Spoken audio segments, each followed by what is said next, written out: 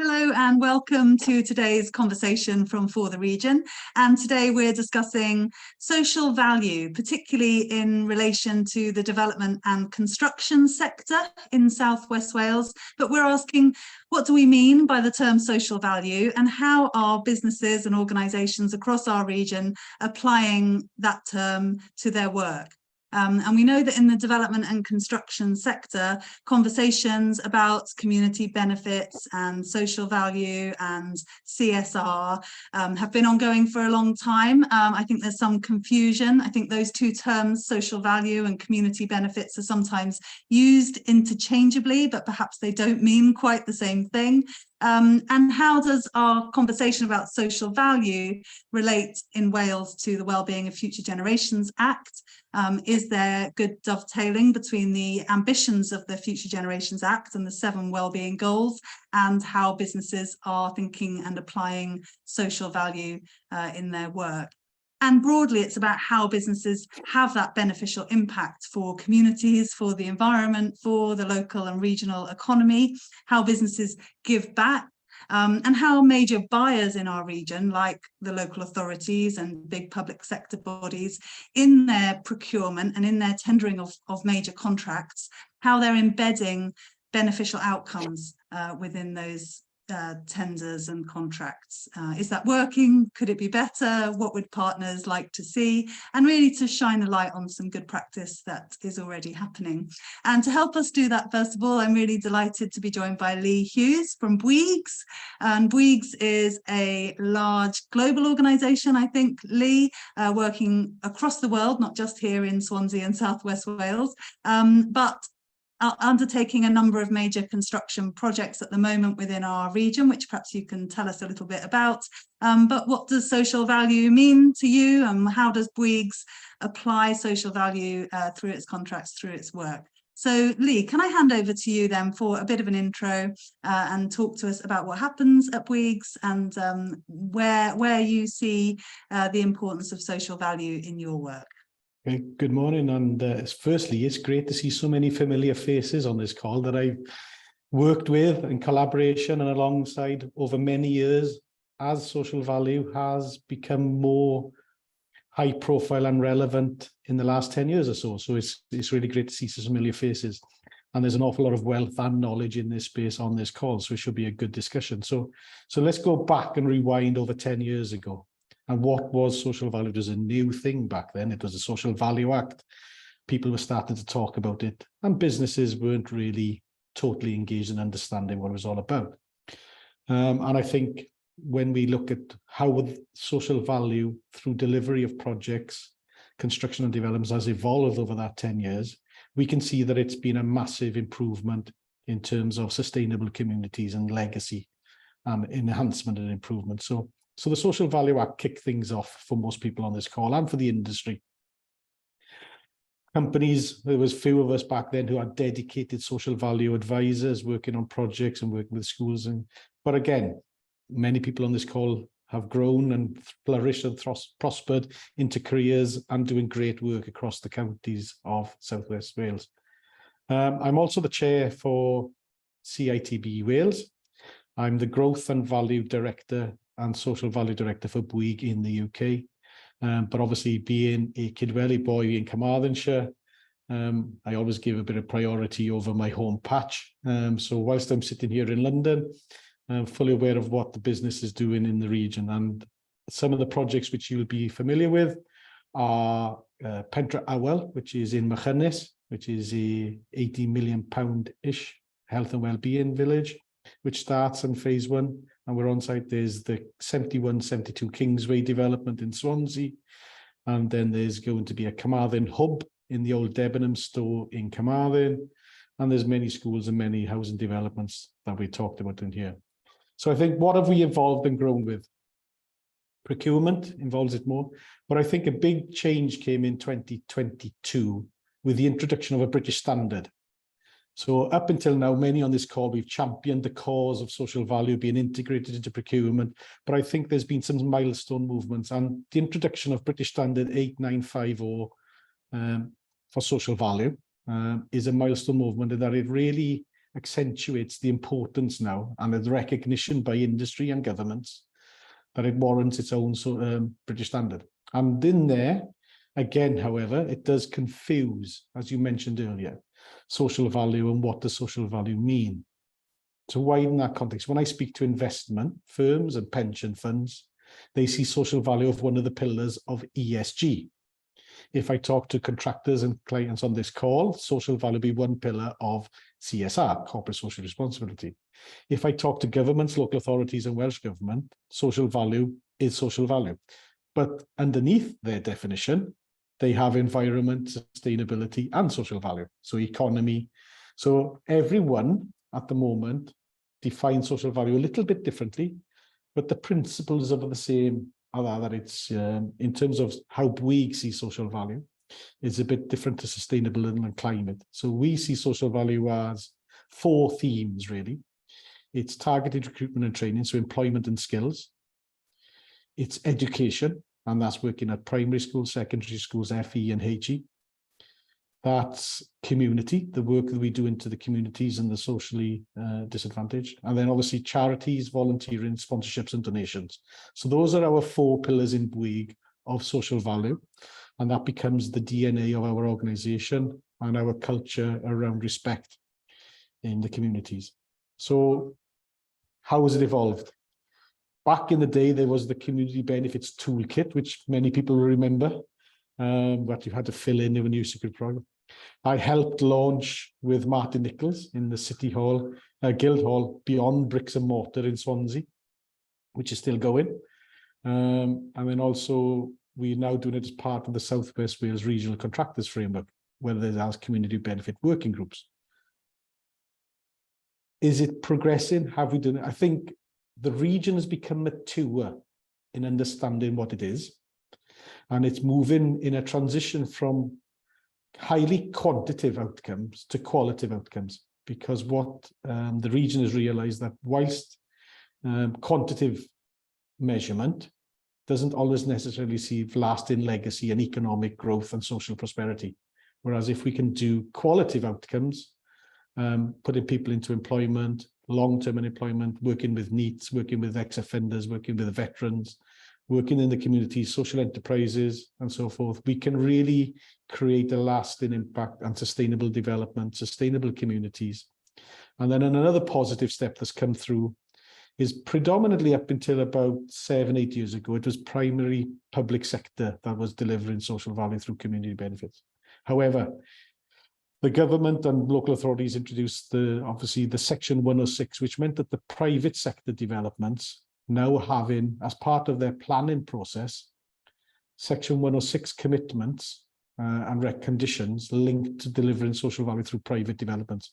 So now the private sector and the public sector are very aligned in delivering sustainable outcomes in the community. And I think everyone on this call, from Claire from social housing, and Carla, who I've known and grown and flourished, and Katie, new to the industry. So everyone will have a journey of what they're doing at this moment in time. So I think that's enough from me now in terms of setting the scene over the last 10 years to know it being worth 15 to 20% of bid scoring. So, you know, there's some clients now even say, we expect you to build on time. We expect you to build safely. We expect you to build a budget and to quality. We want to know. And the weighting is now 20-30% on social value. So I'll leave you now to Dawn to direct where you want the rest of this to go. Hopefully that set some context. Yeah, thanks, Lee. And it's interesting, isn't it, that social value outcomes are now routinely scored as part of that sort of tender and procurement process. And you've sort of said around 20 to 30% scoring. And is that the same across the UK? Is there a difference in Wales to how Wales treats social value? Again, showing my age, I've obviously been with social value for a long time. If I go to the 10 to 6 years ago, Wales was a front-runner nation in terms of delivering social value. And they really took the Social Value Act embedded into its procurement. And England was slightly behind it. Welsh public procurement through frameworks was another layer then that introduced it and moved it faster. If I go to about 3-4 years ago, prior to COVID, England really caught back up. And England, if I'm honest now, is ahead of Wales in terms of embedding and delivering social value and really putting building communities at the heart of its procurement. So I say Wales is probably stagnated. England has come up on the side and now is really pushing hard and really working hard and seeing a great importance. And I think Wales is in a place now where it's realised that it's fallen a bit behind, but also it's embedding new values, new targets. And like I say, you've got a mixture of clients, contractors, authorities on this call. So I think you've got a good diverse mix here today. We will show that, yes, the importance of it is back higher up than, and yes, we will soon deliver greater than what's happening in England, because there's more collaboration, because we're a smaller nation, smaller regions. The opportunity to collaborate as businesses and like-minded companies will generate those higher qualitative outcomes and bigger impacts in the communities. Thank you, Lee. I mean, you've talked about those 4 pillars, so kind of employability and skills, education, disadvantaged parts of the community, and then charities, donations and sponsorship as kind of being the kind of 4 lenses through which Bouygues think about social value. And straight away, there are questions, aren't there? Like, where's the environmental aspect of that? And, you know, like you say, the kind of different definitions of what we mean when we talk about social value. Has Bouygues thought about the Wellbeing of Future Generations Act through this lens? Yes, and how Bouygues are delivering on those outcomes? Yeah, no, so for every project we do, we will do a community profile and a stakeholder analysis and stakeholder engagement plan. And it embeds all of those. So we measure all our activities through the social value portal, TOMS, themes, outcomes and measures. We would do then a project monthly dashboard, demonstrates our client, and that's measured then in delivering what's called the SLEV, social and local economic value percentages. Now, the construction industry across the UK is averaging at project completion an industry SLEV of 12%. That's roughly the industry average across the UK. Wales is delivering, historically, greater than 12%. But a contributor of that, and it fudges the numbers a bit, is because we're a smaller geographical nation, when it comes to local procurement, our projects deliver, obviously, not just ours, but all the cohorts on the call will deliver probably 80-90% local procurement. So that takes your SLEV up to about 30-40%.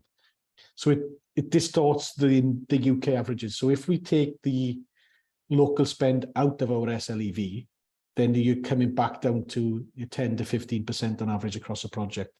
And I think measurement has become more accurate because we use the HMRC government green book. So that takes away the subjectivity of your impact, because it's now a standardized rate and an impact assessment tool that all contractors, clients, developers will measure. So if contractor or organization A is delivering an SLE of 10% and organization B is delivering 15%, the matrix means that B is actually doing better than A, not because they're using their own hourly rates. They're not using you're using the HMRC green book, which is a leveler and allows clients to do a true assessment against each bidding organization and performance.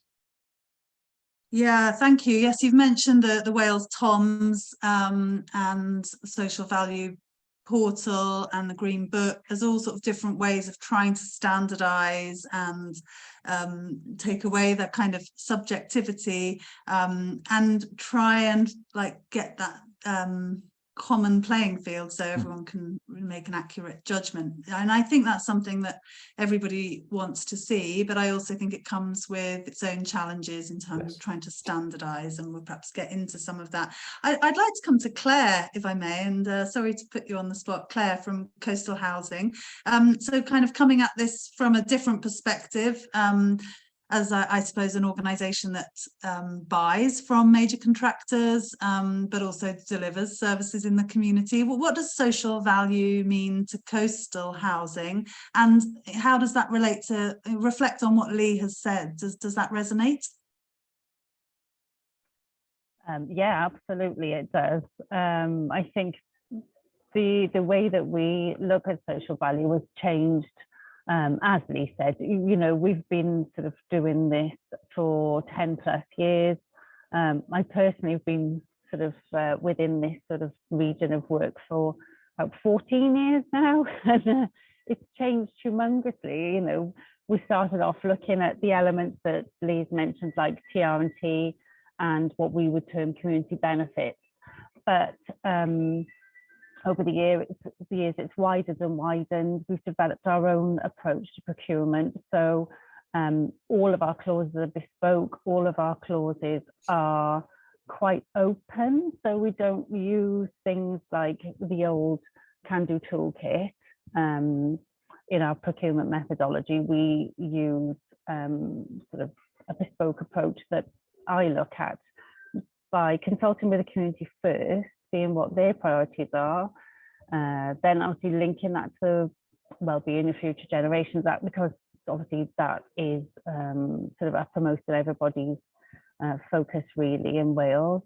So we look at each of those themes and how we can meet the needs of the community, and then build that into quite an open tender structure. We don't score as much as 20 or 30%. I'm really glad to hear that some people do, Lee. That's fantastic. In all the England frameworks, it's now 30%. So the Department for Education, Health, 30% for social really value. Good. Yeah. So it should be. So I think we would weight it normally around 15%. So it's still a significant amount. But the clauses are open so that all of the contractors can know what we are looking for, and they can propose their own way and their own methodology of actually meeting those. So we try and be a lot more flexible and actually work with contractors to develop what we agree is suitable outcomes for the community. So it is vastly different from where we started, where you know, sort of you'll provide so many opportunities for this particular contract. It's very collaborative these days. And I was actually going to ask about the TOMs, how Lee found perhaps has that influenced things a lot more in England, because I know it's been looked at in Wales and a lot of people have got the jitters about it, and plus added costs, etc. And yeah, sort of that's our general approach anyway. But that was one thing I was curious about, because I'm vice chair of the Community Benefit Network as well, which is an informal group that we have with lots of RSLs. I think it's about 24 at the moment across Wales. And we are actually looking at, there's a couple of subgroups, how we can work more closely with contractors, more closely with one another, to produce more sustainable opportunities, because that is something that we've always focused on. We want sustainable opportunities, not numbers. We're not interested in ticking boxes or saying we've done 27 of these, or we want 20 so many weeks of that. We want long-term sustainable opportunities at Coastal. And a lot of the other RSL partners are going sort of more in that direction as well, looking at the quality, not the quantity, thankfully. Yeah, we're sort of working in an informal way, and we're actually consulting with a lot of contractors at the moment in a very informal environment, and trying to get some pilots underway within the different regions, so that we can share opportunities and sustain people more easily. I mean, so there's lots of Yeah, well, I mean, what I'd particularly like to pick up on from what you've said there, Claire, was the bit where you said we engage with the community first of all. And obviously Coastal is well embedded within local communities because of the nature of what you do as a social landlord, to understand the sort of specific needs of that place or those people. And then you build that in. What kinds of things is Coastal asking for in its contracts? What kinds of things emerge when you consult with the community and figure out what they need? Okay, this is a humongous range, to be honest. Recently we've done things like We've co-invested in providing, working with the community to provide an e-bike scheme in Mount Pleasant. So the community were actually already sort of crowdfunding and working towards building this e-bike shelter. And so obviously we're interested in active travel. That was obviously one thing that links in with health and well-being and, you know, all sorts of other themes. So that's sort of one thing that we linked the contractor to, plus we gave our electricians time and volunteers time once the crowdfunding was completed, which we didn't give a huge amount of cash. We helped them complete the crowdfunding. We gave a small donation, and we also managed to give a piece of land over. But then the contractor came in, actually built the bike shelter. We provided the electricity. There was lots of sort of other activities in preparing the ground and actually, you know, making sure that that was up and running. There are other things, obviously, where we look at targeted recruitment and training. So we look at if there is a need for a particular group. Sometimes there are groups who are not traditionally targeted, so they may not be neat, they may not you know, fit one of those categories. And quite recently it's been the over 50s returning to work or being displaced from work and looking to return. There are a lot of services not available to them, so that's something we've looked at. We do lots of things, supporting community allotments, you know, the usual sort of thing that you do see labelled as community benefits as well. So it's really diverse.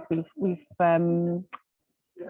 I think one of the latest ones we've done is linked up with a social enterprise who are researching low maintenance green roofing solutions. So that's something we're looking to obviously develop that local supply chain if a lot of their experiments work, and we've linked them to the university as well. Oh gosh, I could go on all day, I'll be honest. But, yeah, it's quite a diverse range of things that come from it. Yeah, I mean, I think the principle of, you know, a very much a kind of place-based approach, engaging with the community to understand their priorities, and then asking contractors how they might contribute to meet some of those specific place-based needs and priorities. It sounds to me really logical and quite a move away from, you know, leaving it to contractors to kind of scrabble around in their imagination to think, oh, maybe the school would like a new play park, maybe we should support this local charity. You know, really connecting local needs with the opportunity for contractors to support in a range of different ways. Sounds great. Zoe, what did you want to say? Yeah, just about the community engagement. What's your main way about going about that? Is it just through survey? Do you actually get out amongst the community and do community events, or what's your method? Literally hitting the pavements, really. Obviously there are people like local councillors who have opinions on what they think would be the good projects, but then mostly what I do is look for voluntary organisations locally, go and visit play groups, other types of groups that are formed by the communities themselves. Literally just talk to people, you know, and sort of get the general gist, what's going on in the area, what do you think the priorities are.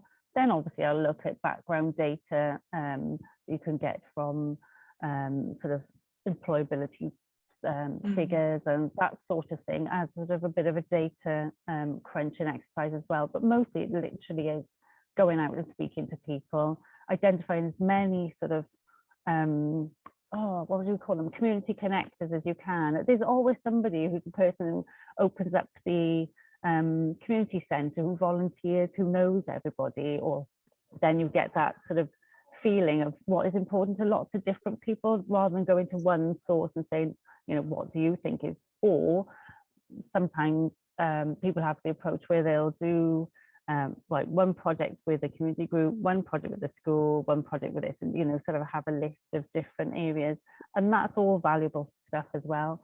but we may not do work in schools quite often because the community wants something completely different. Yeah. Thank you for that. I'd like to come to colleagues from Andrew Scott. What does social value mean to you? We've got Katie John and Libby Jones on the call. As a regional contractor, how do you do social value?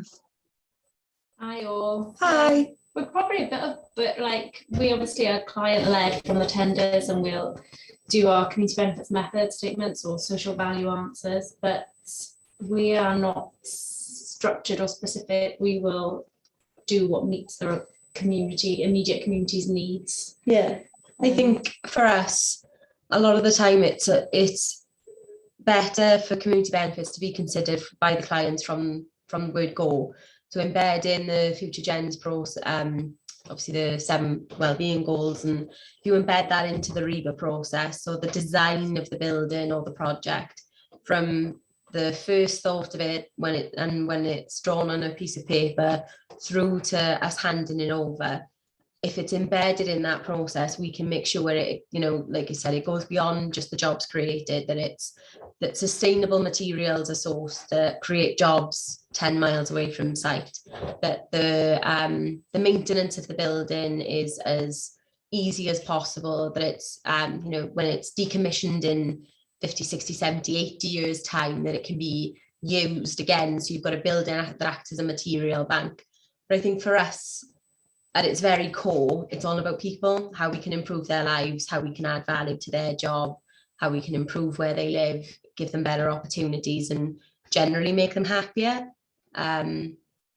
Essentially just being as involved with the whole process and people as we can be, really. And I think Andrew Scott has done that for a long period of time. So obviously been around for 150 years, but yes, social value is relatively new in the industry, but I think Andrew Scott has been delivering social value for years and years and years, just as a responsible contractor. There's people working in the company that have been here 10, 20 years, they've got family members, it's local employment, local spend. Just reinvesting in the communities in which we work. Obviously, we're based in Port Talbot, so we do a lot in Port Talbot anyway, not just because it's a project target, or we're not trying to tick boxes, we're not trying to meet that. We've got a lot of evidence for social value community benefits, or whatever you want to call it, just by being a local business. And I think that everybody is doing it. Maybe they don't realize they're doing it. Some of the, some of our supply chain partners and some of the SMEs in the region, everyone is delivering social value in some respects, even if they're just employing locally, or if they're treating their staff well, that kind of thing. Everyone is delivering it. And I think, obviously, as Lee's touched on, there are a lot of tools now we can now present it better, and we can talk about it more, and there's a lot more platforms for us to use to gather this evidence, qualitative and quantitative. But I think everybody in the region is doing it in some respects. I think sometimes as well, it boils down to simple acts, those simple acts of kindness, those simple acts of employing someone.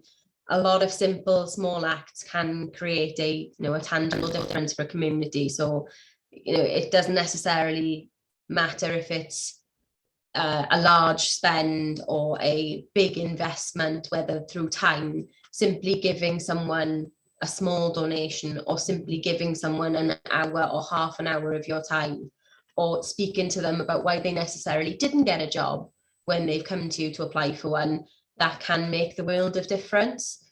And then obviously building on what Libby just said about the new tools and the new measurements.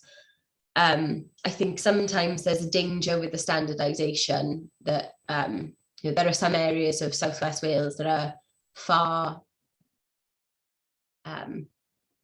wealthier areas then, and the value, that SLEV, if it's a standardised approach, you may get the same value spent in one area as another, but if area A is a very wealthy area and area B is an area of deprivation, that same spend means more in area B, because your chances for change are higher, because area A is already a thriving area. So I think for us, that's potentially one area where that standardization is not so much an issue, but it takes away from that local knowledge. No one knows the area better than the people that live in it, and no one will care about the area more than the people that live in it. You know, we're all guilty, like Lee, you said yourself, you always, you know, you prioritize your home patch. I'll always prioritize NPT because, you know, I'm Talbot born and bred. We'll all be guilty of it. You know, it's human nature, but I think it's just something we need to be conscious of if we do move towards a standardization, that we don't lose that thing, that wonderful, I think in a way it's a wonderful Welsh sort of culture where we really do put those lovely little communities first. Yeah, that's a really important point. And you know, I think what I really appreciate what you guys have said there. Firstly, you've talked about the importance of being client-led, and that links back to what Claire was saying about the client making the effort to really understand the community and what's needed, and stating those priorities quite clearly so that contractors have a steer on what's needed. And then secondly, I really appreciate the way you've opened us out to that much more holistic definition of what we're talking about in terms of social value. So just the nature of being an employer in a local place is delivering social value, and that social value is a really sort of holistic it encompasses everything that a local business or an employer can deliver for its own people and for its place and through its work, and not community benefits or social value as a kind of add-on or a tick box exercise in order to carry on business as usual, but with a bit of community benefits on the side, but rather to look at your whole business and think of every aspect of what we're doing. How are we making sure we're maximizing the beneficial outcomes for people, for the environment, and for the local economy in everything that we do, not just as a little add-on, one of the questions in a tender. So I appreciate that sort of lens, and thank you for sharing your experience of how Andrew Scott does it. I think that's been really interesting. Seb, can I come to you for some reflections? So Down to Earth is all about well-being outcomes in the way you work and different methods of construction, and I suppose you work with contractors to help deliver sort of community benefits and social value on their behalf. But tell us, what does social value mean to Down to Earth? Thanks, Dawn. Yeah, I mean, maybe just sort of to start with, and following Lee's sort of guide really about the pillars of which we're founded on really. So Down to Earth project was founded in 2005 on two core principles really, and that is environmental inequality and social inequality. And we very much see that those two are intrinsically linked. And what I mean by that is that we can see that the most socially disadvantaged people in society are most adversely affected by environmental impacts. And we can see that worldwide, not just locally. So we founded our social enterprise. Down to Earth project is a social enterprise, a not-for-profit distribution model, if you like. And we've been working with probably the most socially disadvantaged groups of people since 2005 in engaging them in different forms of education, well-being, health, sort of life quality aspects in nature, getting them outdoors, getting them out from their perhaps social norms, wherever that may be, whether it be sitting on the couch drinking alcohol, whether it's sitting in a PRU unit, alternative education establishment, you know, trying to learn maths.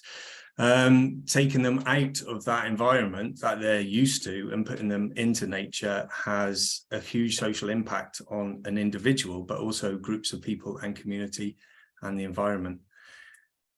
So very much funded on those two core principles. And as a spin out of that, you know, we are looking then in sustainable development and economic. So procurement routes, local sourcing, natural materials, and so on.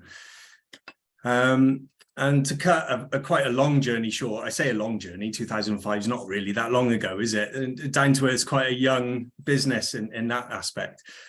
But we've done a lot in that time. We've gone from perhaps setting up a local site of permaculture where we're looking to, live off the land, as it were, and bring people along with those values in that sense, looking at local procurement, looking at what is around us, how we can enhance our local environment, not just in how we sort of manage meadowland, but also infrastructure.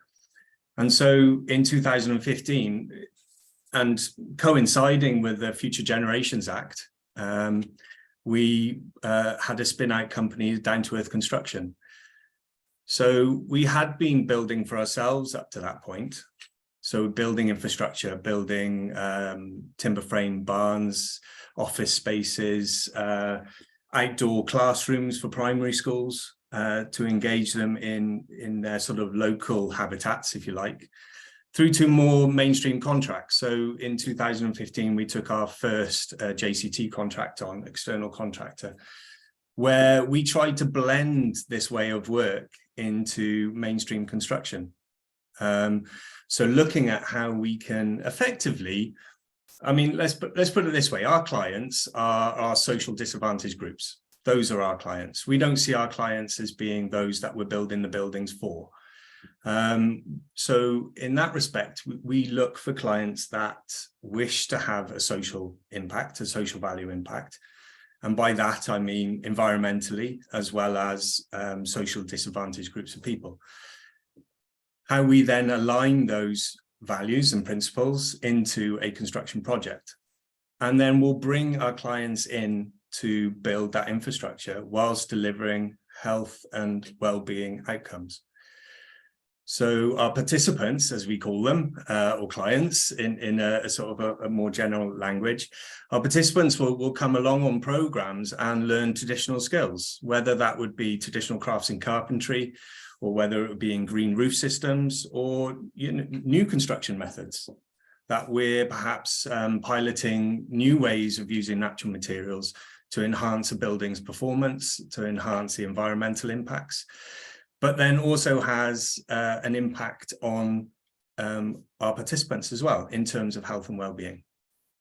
So since 2015, we've been engaging in some real interesting projects, and our most recent one is in Cardiff. It's with the Cardiff and Vale Health Charity in Llandoch Hospital, where we've taken on a 14-acre mixed meadow and forest landscaping project, along with developing a rehabilitation centre. I think what they want to call it is the nature haven, but it's a new way of delivering healthcare and well-being within a hospital environment. So for outpatients that require therapy, further support, rehabilitation back into their lives. So we're applying our model that I spoke about in terms of getting people back into nature, having huge health and well-being benefit, and piloting that in a healthcare setting.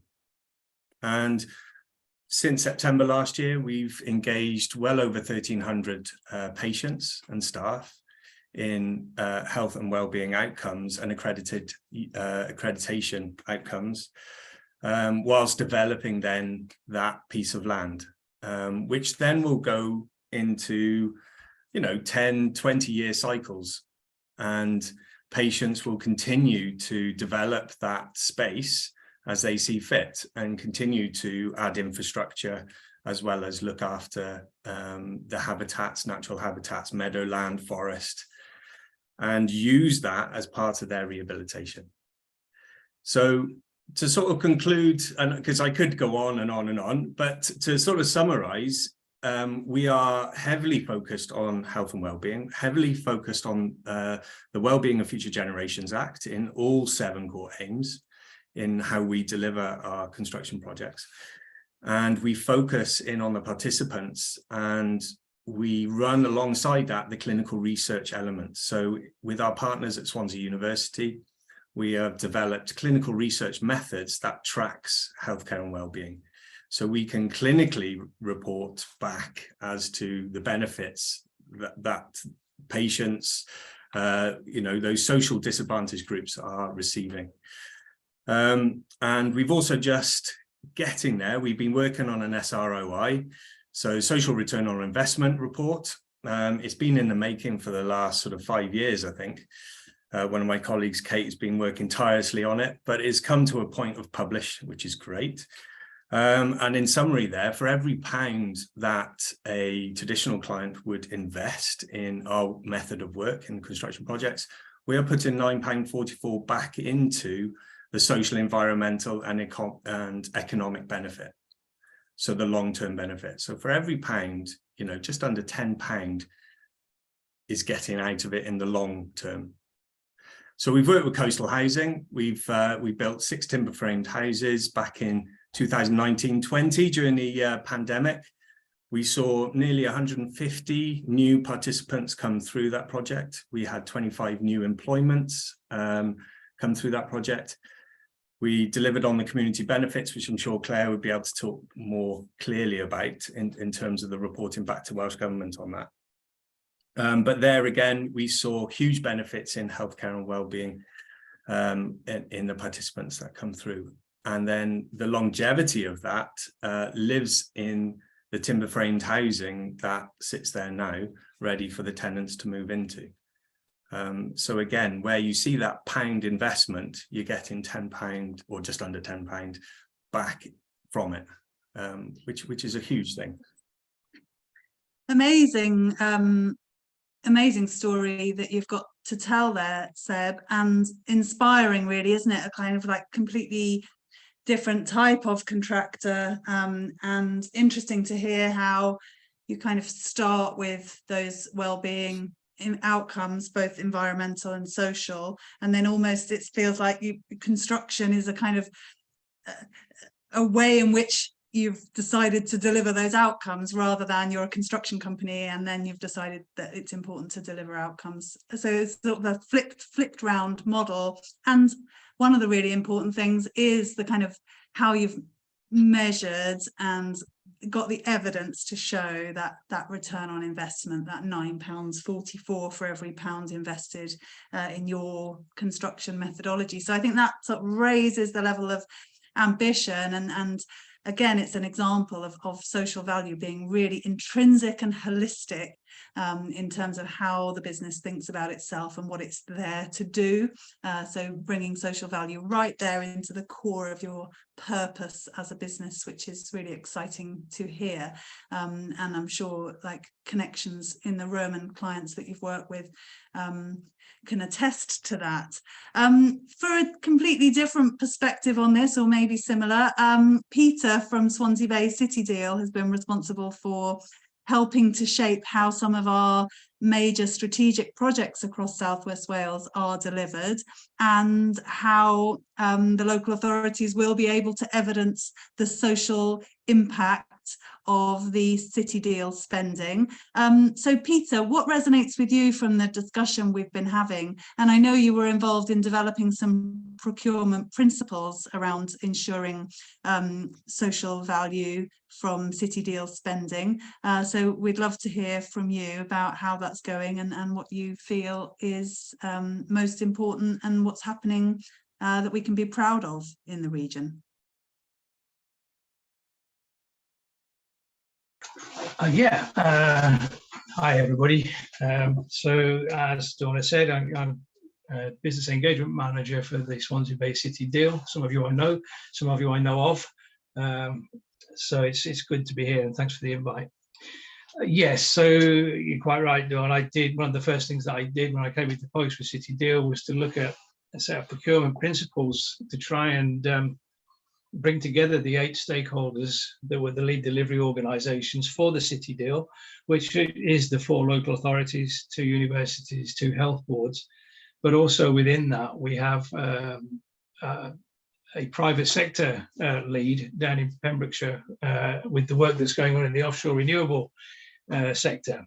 So we got quite a broad brush of what we might want to call client organisations with different approaches to procurement and different approaches to, let's call it, community benefits in the traditional sense.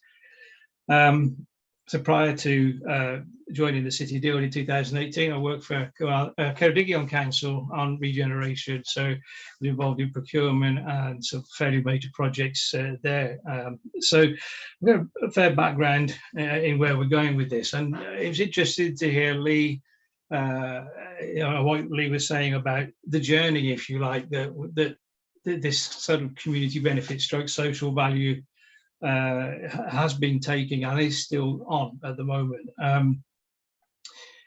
Very much from the days when it was a tick box exercise, perhaps, should we say, attached to a contract, on cost, on time, on quality was the key thing. Oh, and by the way, we need a new roof on the Scout. If you could do that while you're there, that'd be great. But through much deeper issues such as ethical employment and how you deal with the supply chains and things like that. And it was interesting when I was researching the procurement principles, some of the issues seem to be today were still being discussed, or were originally being discussed back in the 1970s. So when you start talking about changing an approach, it's interesting to start from that perspective, that some things haven't changed in 30 or 40 years, or are not changing, or weren't changing at a pace that was required. And this is very much when you talk to industry, what industry be asking the public sector to do within its procurements and things like that. And I think that, as Lee was saying, possibly in the last 20 years, things have really taken a step forward, but certainly in the last 10. And in Wales, driven without doubt by the Future Generations Act. But it's also interesting as well when you look at the development of frameworks that the local authorities and the public sector uses, how it tends to be in a bit of a catch-up process as well. So you have a framework in place prior to the introduction of the Wellbeing Act, which doesn't really key it into procurement. So the next time that framework goes out, it becomes embedded in the requirement. One of the things that it isn't heavily in the current frameworks is the look at net carbon zero. That will be requirements in the next iteration of the frameworks. Well, that being said, the requirements are already there with contracts that are going out. So what I'm trying to say is it's a changing pitch. The interesting thing for me really is when you look at how the client approaches the community benefit stroke social value requirement. And Lee will know from Pentrowel that the Carmarthenshire took a brave step with the way that they procured that and the requirement for the social value to be a quite a high perspective, quite a high element, of the procurement brief. And I think that for me, what I was bringing into this from past experience is that quite often within public sector procurement, there's a bit of a disconnect between what might be asked for through a procurement exercise and what is actually needed by a community. And it's about communication, and it's about people talking to each other, and it's about the person that actually starts to put the brief together, understanding what the ultimate requirement is for the community in which that development is taking place. So it's interesting to hear Claire sort of describing about the community connectors and things like that. That's what I've always been saying working in Regen, is that when we put a procurement tender together, don't leave the community benefits and social value until something that you bolt on right at the very end. It has to be at the beginning so that you understand what's going on. And there's a key element to this, is that any social value or community benefit requirement has to be proportional to a tender as well. You can't you can't sort of expect a contractor to deliver something that's not proportional to the actual contract spend itself. So it's very much a dialogue, and I think that's what I've seen certainly in the last 10 years change a little bit, is the dialogue between the client and the contractor, and how the approach to delivering the social benefits is achieved. Now, talking to contractors and talking to client organisations, it's very much understanding how the contractor can actually start to deliver the community benefit social value programme as part of the contract if it doesn't understand what is going on. And that's where this community connectors comes in. And it's something that we've been looking at within the region with the local authorities and the universities to try and think, well, if a contractor comes in on a contract, how do we start them off? It's only fair that as a client, we say, well, these are the people that you need to be talking to. You can't expect a contractor to come in cold into a contract area. And you know, Kate and Libby were saying about building it into the REBA process. So it's kind of start from the outset, start thinking about what it is you want. Who are the people that the contractor is going to need to talk to? What is it you expect from those discussions that is leading you towards the outcomes that you expect to get from it? And this expectation has changed, I think, in recent years to become more time consuming and more of a sort of structured approach from behalf of the contractor to understand what it is that they're delivering on behalf of the client. Now, that said, I know that for some private sector work that's going on, they don't have the obligation that the public sector has when it comes to procurement. So they approach from a slightly different perspective. But that then very much becomes a sort of professional discussion between the private sector client and the contractor as to what they might be expecting over and above the delivery of the four walls, the roof, and the windows, if you like.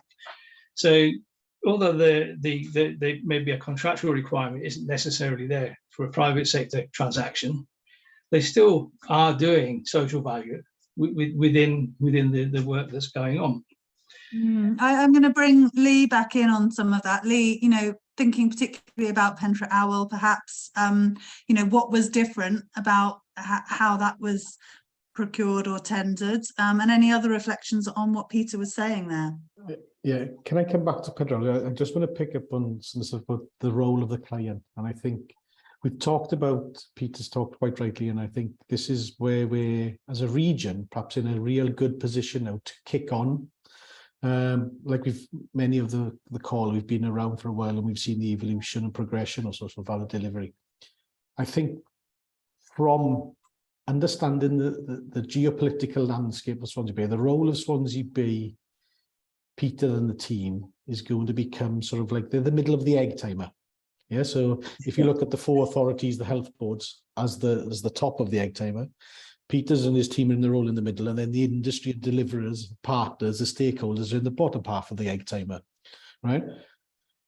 Now, we've got in the geography and the economic makeup of the Swansea Bay region, micro businesses, local businesses, regional businesses, national businesses.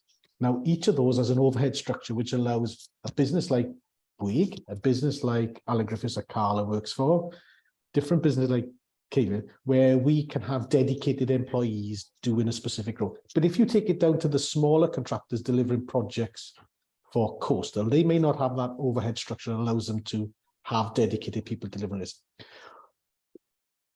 It was a phrase where I call prosperity through partnership. And I think it should be getting to the stage now where we're reaching a point where we should be collaborating, not competing. Now, I think this is where Swansea Bay City Deal and the team are quite in a positive position here, because let's take the four authorities. And Libby has already effervescently pride and smiled about she's proud of being an Neath Port Talbot girl, yeah, and about the community first. So let's take Neath. Let's take Port Talbot and Neath as an area. We should be looking to get to a position where the RSLs are Claire and the other RSLs, the local authorities, everybody, Neath Port Talbot local authorities say, right, we've got across the built environment 20 live projects at this moment in time, or 10 or whatever it is. And the role of Swansea Bay as the coordinator say, right, each of those individual contracts have asked each of the contractor to deliver social value commitments. However, if there's 10 projects at the same time that all have got brickwork on, and each of them have to deliver apprentices and brickwork, there's not enough resource to meet the contract minimum. Right. So let's collaborate and say, how do we economically and qualitative, and this is where the quantitative goes, how do we all work together to deliver the best for Port Talbot across the 10 businesses, delivering housing, delivering education, delivering infrastructure, roads, highways, sewerage, whatever the case may be. So let's get that coordinated and collaborative approach, and that would really then kick on. So then the outcome should become outcome based. So there's no good, for example, Llanelli, right? So Pendraowen, and I got Nigel on the call. I can see AB Glasso and Kingsway. So Nigel at AB Glass works with a lot of the contractors on this business.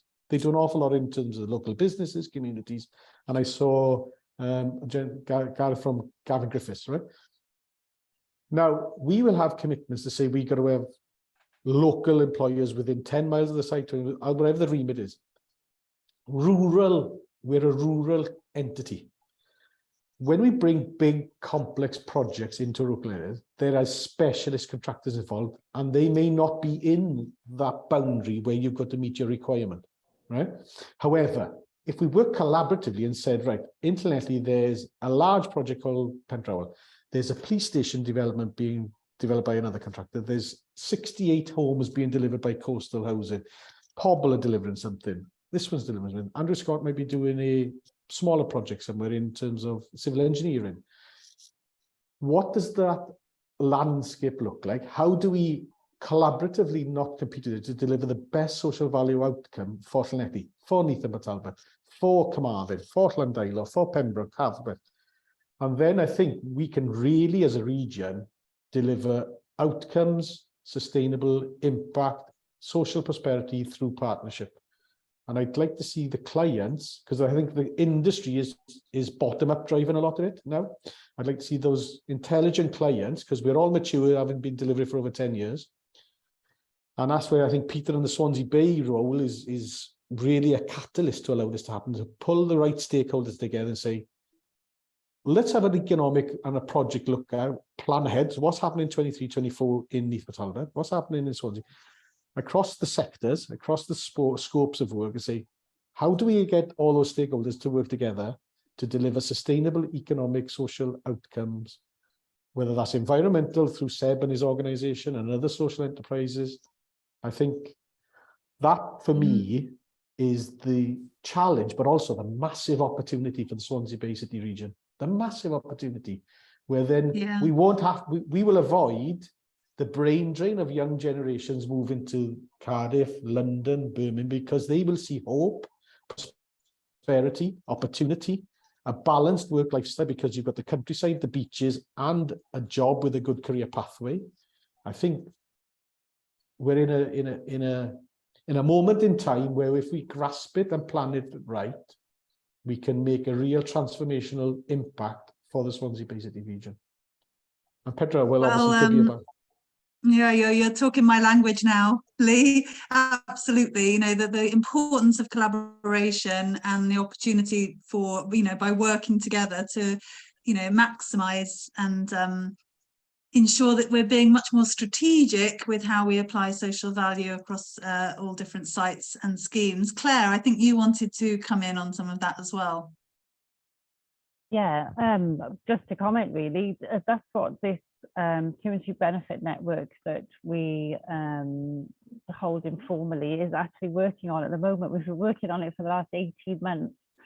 I've got a lot of data gathered from various HAs as to where we're going to be delivering projects over the next 2 years, when tenders are going out. Obviously, there are some commercially sensitive elements that people are not necessarily willing to share right up front.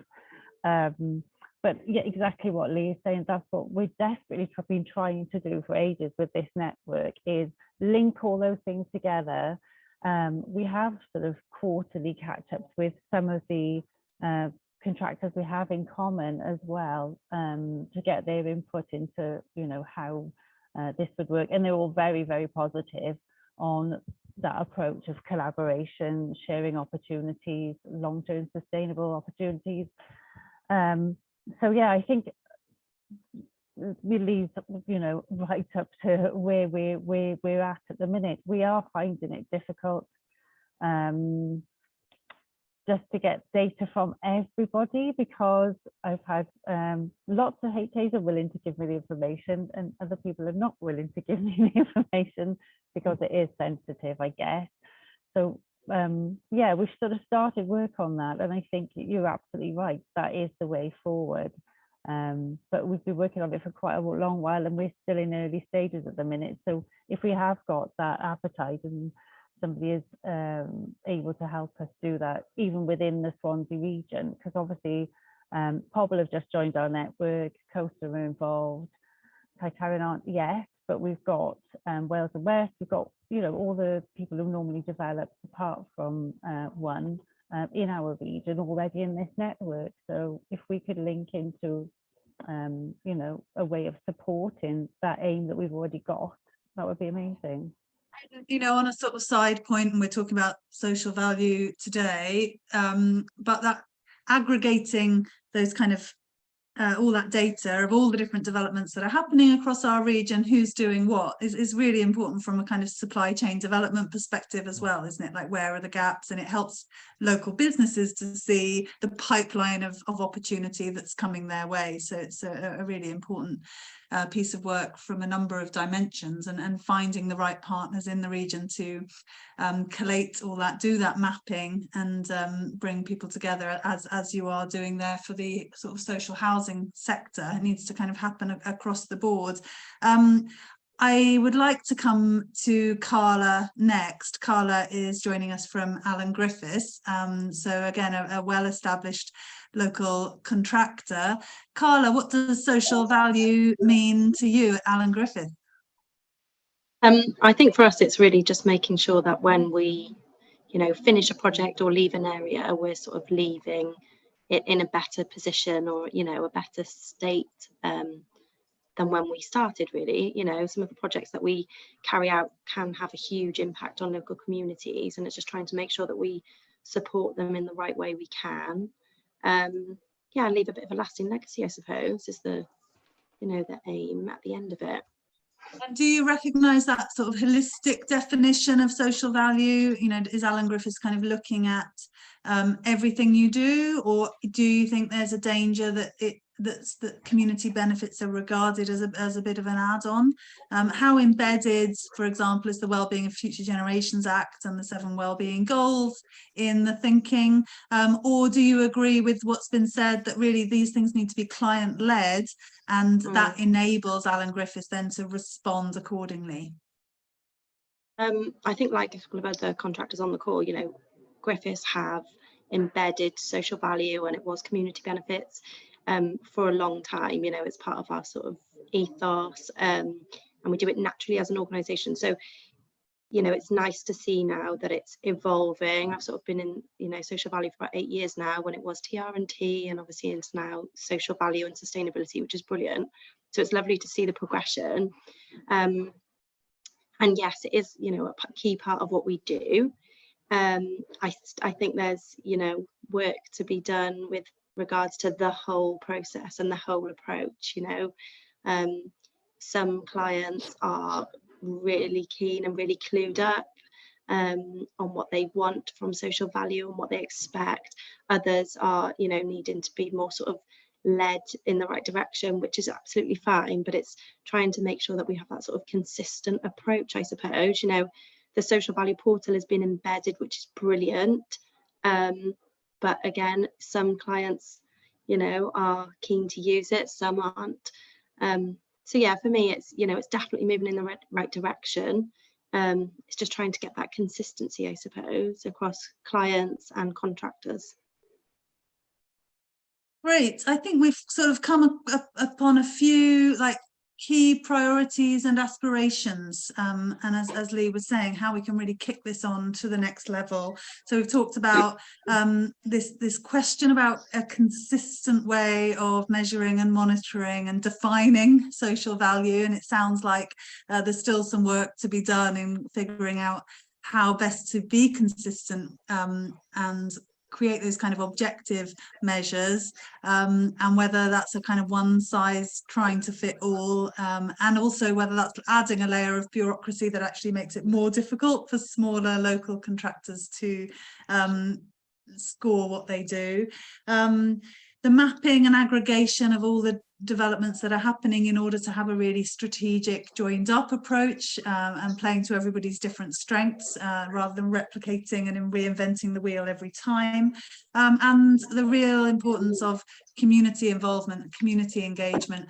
You know, I was really interested when I was looking through the TOMs, the themes, outcomes and measures from the Wales National TOMs, was one of the sort of things that was in that was for communities to come up with their own 10-point plans, which then would be available to any contractor or client building in a space. That a community involvement exercise would have been undertaken for communities to identify like their top 5 or top 10 priorities for community benefits and social value. And I know Pobble have done that in some of the communities that they've been building in, and I think more could be done across the region to make sure we're really listening, as somebody said on the call earlier on, that it's the communities themselves that know really what is needed, and the kind of joining up of that with contractors and with major buyers building things in the region.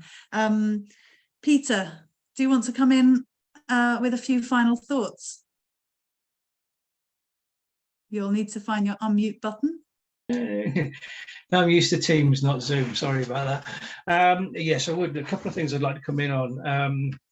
As part of the journey through the procurement principles that we were trying to do through City Deal, we were involved with Social Value Portal from about 3 or 4 years ago when they first launched the Welsh TOMs. Now, I think it's important to bear in mind that the themes, outcomes and measures approach, Social Value Portal, etc., is more embedded in English procurement, and that's what Lee was referring to, I think, earlier when he said that we took a bit of a step ahead and then we sort of fell back, and the English authorities and moved forward again by adopting the themes, outcomes and measures approach.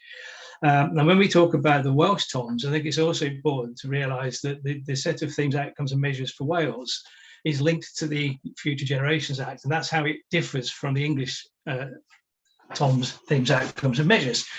And I think the other thing that is quite interesting to note is that I think a lot of the local authority client organisations, and I think Claire sort of hinted at this earlier on, have some scepticism as to how the approach of using TOMs might work, and I think Welsh Government shared that as well to some extent. I think they support the concept, but to actually understand how it works, because it does bring an on cost, and that's where there's been some sort of let's say resistance to using the system provided by the Social Value Platform. But what it does, and it allows the client and the contractor to look at the potential reporting points within the themes and measures.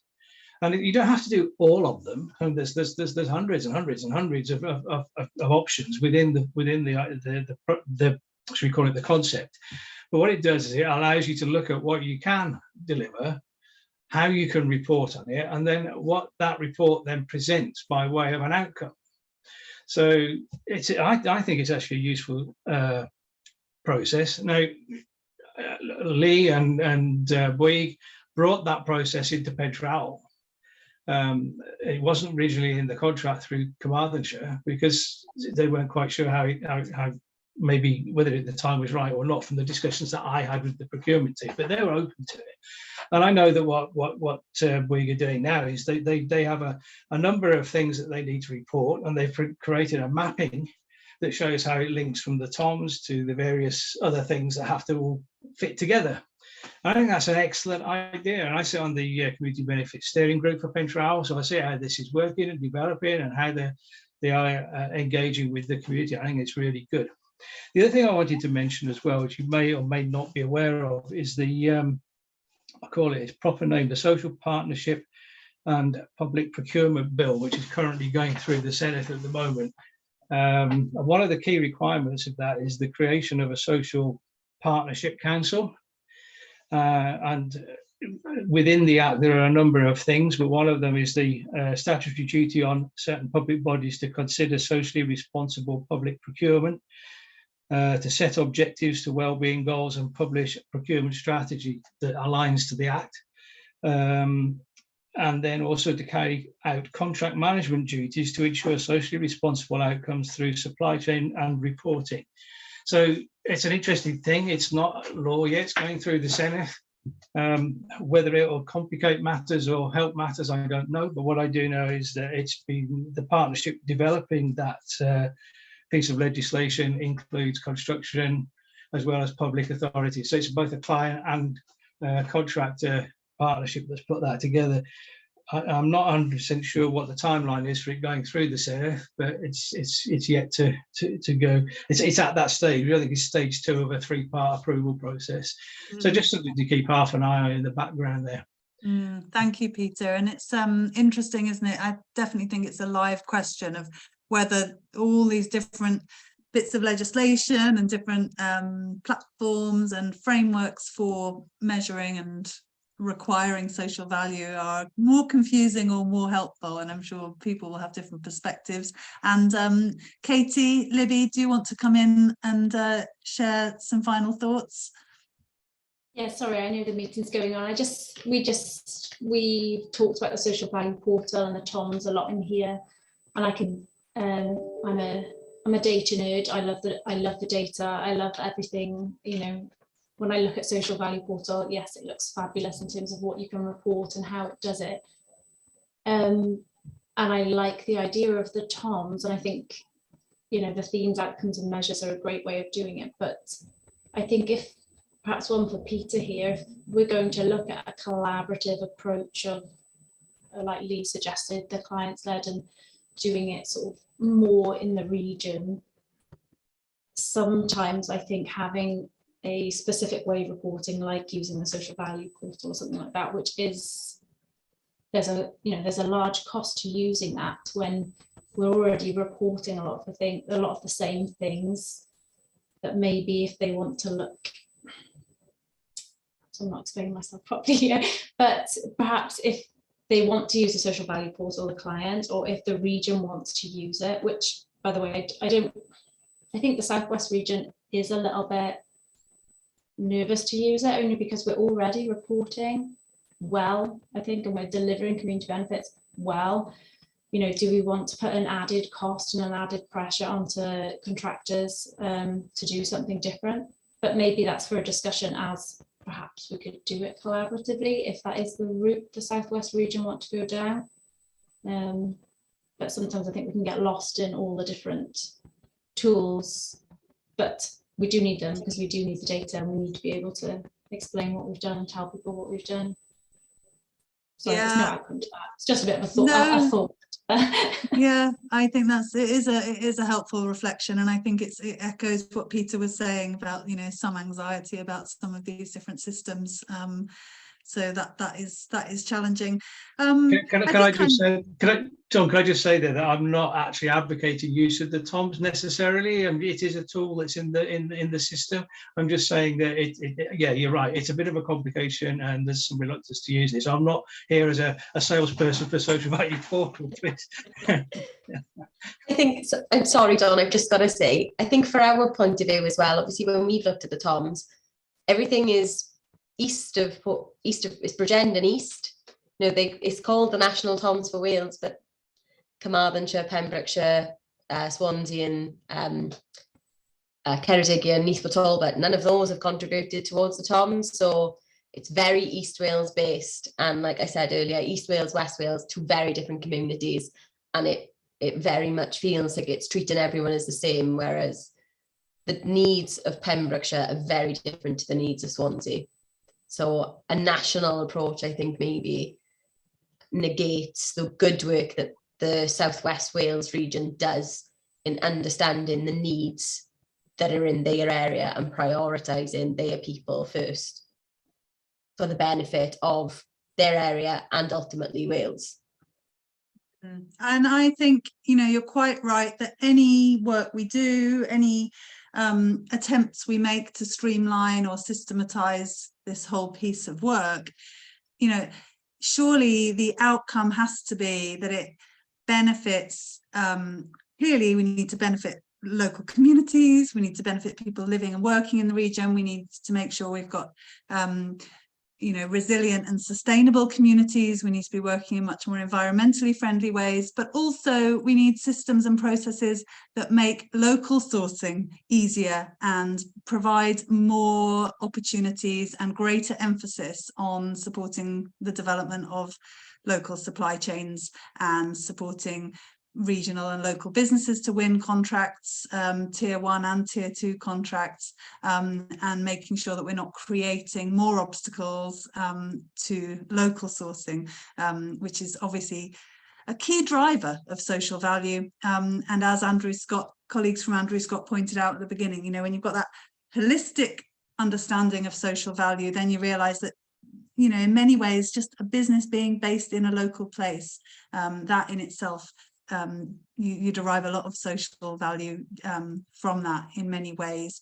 I think it's been a wide-ranging discussion, and I think it also reflects the confusion that exists out there about what we are talking about when we talk about social value. Colleagues have used the term community benefits and social value interchangeably throughout this discussion. And I think it's been interesting to hear from different parts of the system about what's happening and how different organisations are approaching this question, and some interesting themes coming out of the discussion, but really excited to think that as a group, as an alliance, and as a partnership of organisations, those who are here today and others in our networks, there is a real desire for more collaboration in this space and more strategic thinking. So For the Region would be delighted to be involved in that process, and I can see that Peter Austin has put his email address in the chat, as I'm sure that's very much aligned with what the Swansea Bay City Deal would like to collaborate on and achieve for the region going forward. So thank you all for coming and sharing your perspectives on social value, and for really reasserting how much we all value the wider benefits of what we do in our work and the positive impacts that we can make. And I think for all of us as clients and suppliers, making sure that the beneficial impact of our work is front and foremost in our minds, right from the beginning of designing contracts and thinking about what we want to do, thinking creatively and working closely with communities to make sure we're delivering the maximum beneficial impact for every pound that we spend across South West Wales. Thank you, Lee from Bouygues, for kicking off our discussion, and for partners and members and colleagues for participating. It's been a broad conversation and we probably could go on a lot longer, but great to have you with us, and thank you all those who've tuned in to listen to today's conversation, and we'll be back again soon. And that's it for today. Bye for now. Thank you, everyone. Thanks so much for coming. Bye. Bye. Catch you all again soon.